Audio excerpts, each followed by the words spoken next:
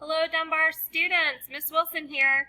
So I thought we'd change it up a little bit this week and I'd provide you with a video with your information about the major bodies of water of North America.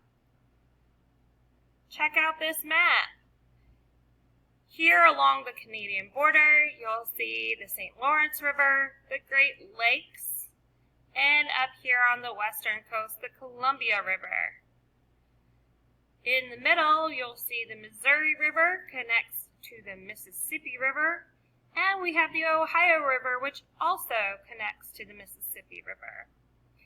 The Mississippi River eventually flows into the Gulf of Mexico, and the Gulf of Mexico eventually flows into the Atlantic Ocean.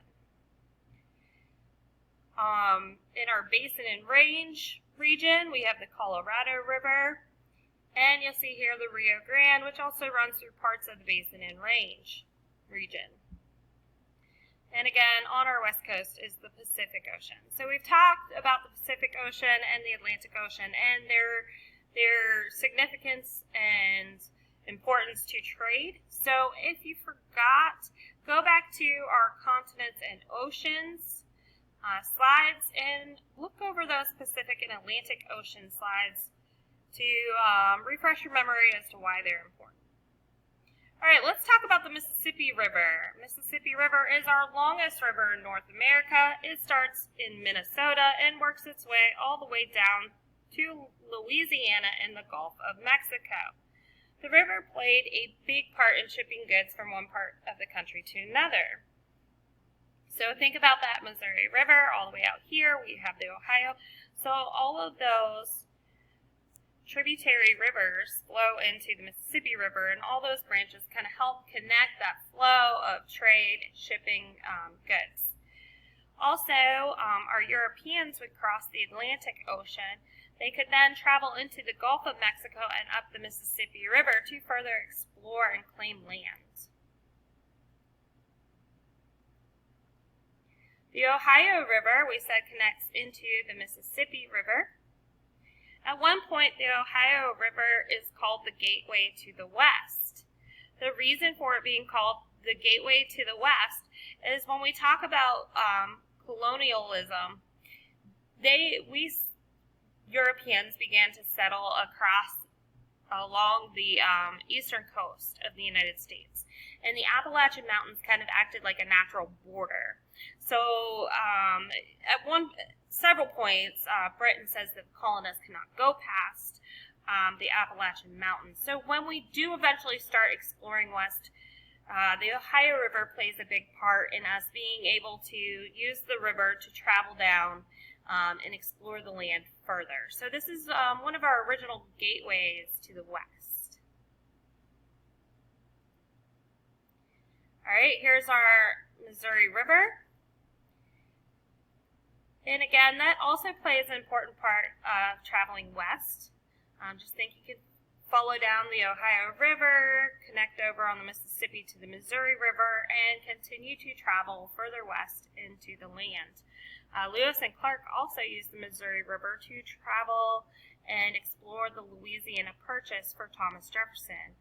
So down here is the beginning of Louisiana, and the Purchase was in this area of the United States. The Louisiana Purchase was very important in the expansion of the United States because it doubled the size of our land. And again, we said connects to Mississippi, so it's easier to travel west. All right, the St. Lawrence River forms part of our border between the United States and Canada. It also connects our Great Lakes to the Atlantic Ocean, so that's very important. I don't know if any of you have been to the ocean or been to the Great Lakes, but I was lucky and got to go and travel whenever I was high schooler to Lake Michigan.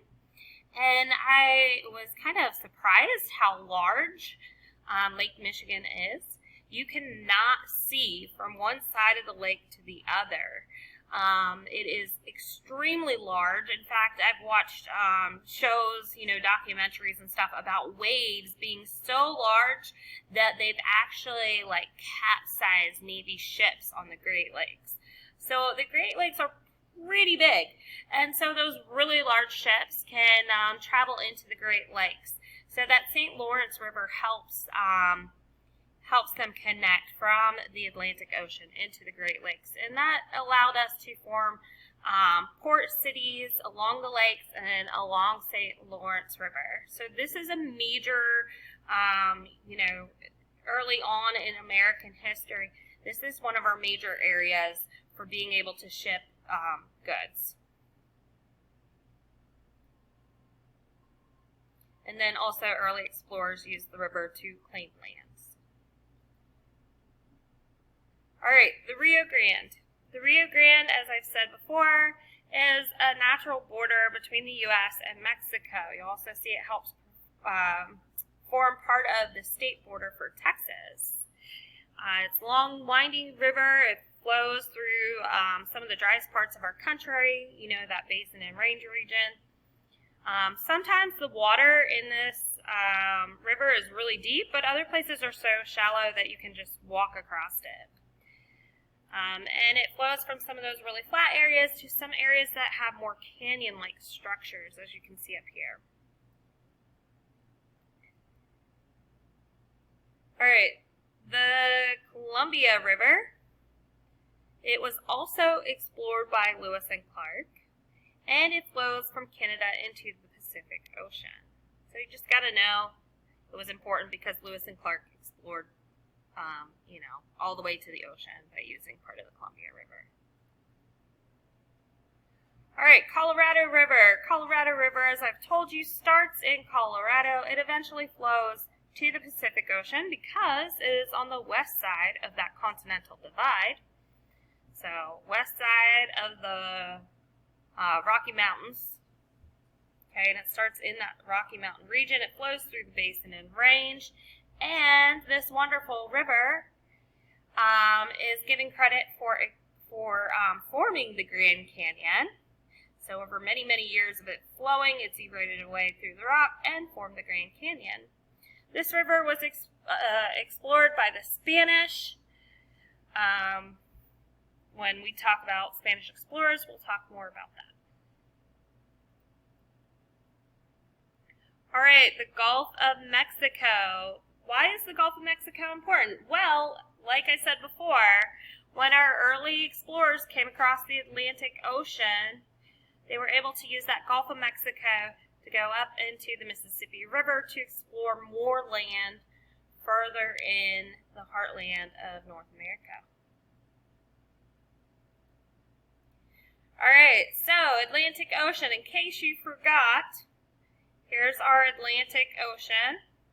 And then way down here is the Southern Ocean, and way up above is the Arctic Ocean. Okay, so the Atlantic Ocean is between that Arctic and Southern.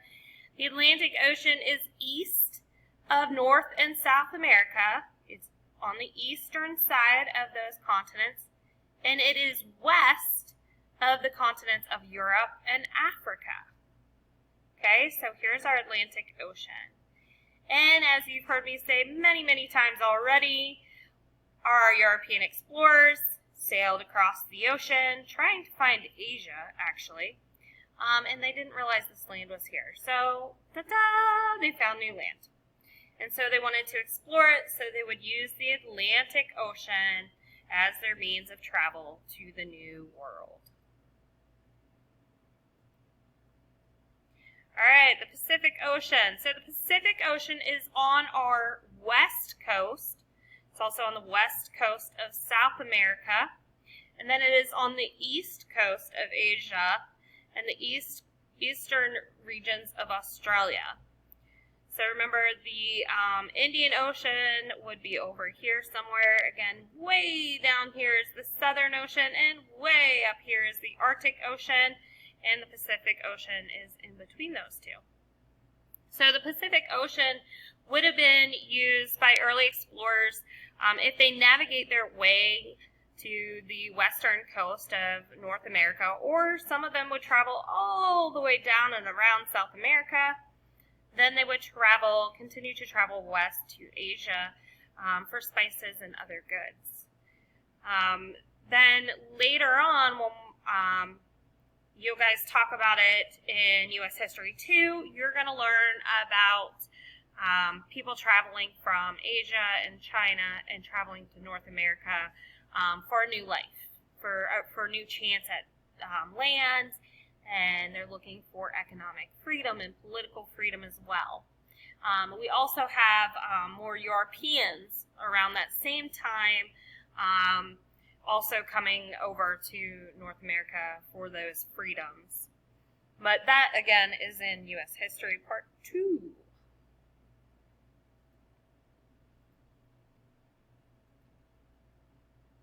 All right, so inland ports, what are we talking about? Well, inland ports along the Great Lakes.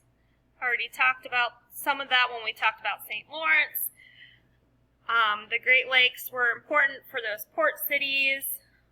Remember, those big ships can come through the St. Lawrence River into these Great Lakes and provide ports for trade, and that could connect all of these areas here, including parts of Canada. So not only are the Great Lakes important to the United States and the United States history, but they're also very important to Canada's development and their history as well.